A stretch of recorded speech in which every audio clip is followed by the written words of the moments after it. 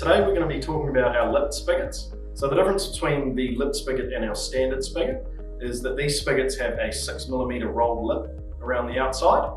So that makes them 6mm shorter than our standard spigot. And the reason this lip is rolled on is so that you can use these with quick-connet clamp type systems. So for example, you'll get a spigot or a pipe, you put a gasket on it like this. You can then put the spigot over the top and use a quick-connet clamp to connect it. So the clamp just goes over the outside of the gasket, snaps in place, and that's all secured. They're also easy to disassemble.